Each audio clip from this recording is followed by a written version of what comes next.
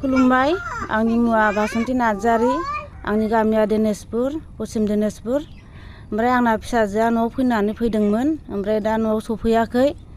ओमफ्राय दा मैयानि 9:30 न'आव फैदोंमोननो न'सिमबो सफैयाखै आरो हजोंबो सहैयाखैनो आरो आङो गावनि जाथि बंसनावबो सबनावबो गोजानाव हक खाथियाव हक आं फन खालामबाय आरो आं नागिरबायबो खोनानानै फैदों होननायखाय खोनानानै सफैयैनि थाखाय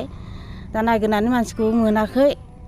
गावसोरबा मा जादों मा मादों न'निफ्राय ओंखारबोदोंमोन लायो ओमफ्राय दा न'आवबो सफैयाखै मायाखै दा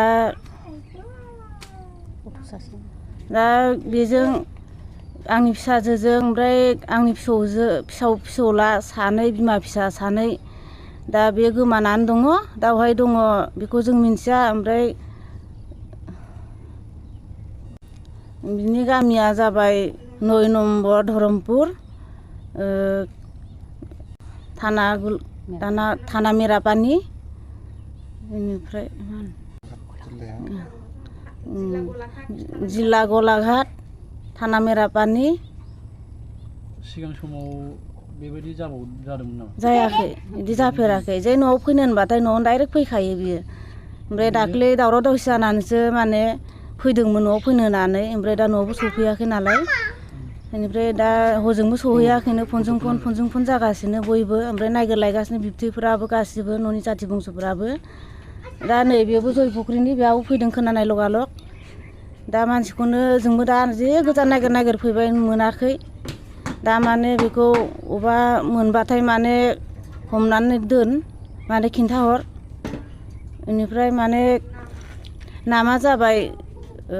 प्रतिमा नार्जारि आरो खुदियानि नामा जाबाय करन नार्जारि आरो फिसाइनि नामा जाबाय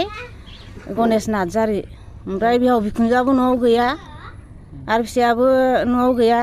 बे फिसायाबो हजों थानानै रायहरबाय थादोंनो दा बिनि थाखायनो न'आव फैदोंमोन दा न'आवबो सफैयाखै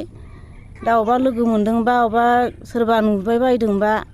खिन्थाहर आं फन नाम्बार हरगोन बेयाव कल खालामनानै खिन्थाहरनो हागोन नोंसोरो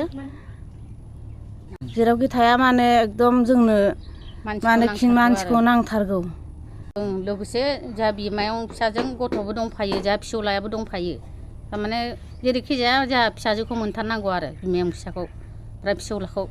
जेरावखि थाङा जेरावखि थाया माने जोंनो नांथारगौ आरो नांगौ माने जोङो हरावबो उन्दुनोबो ओंखाराखै हरसे भाबिनानै थादों मेगन मोदै जानानै दङ गाबदों गासिबो फिसाफ्राबो सासेयाथ' उन्दुआखैनो जि गाबबाय थादों उन्दैया गोसोखांनो जेरावखि थाया न'आव फैफिन माव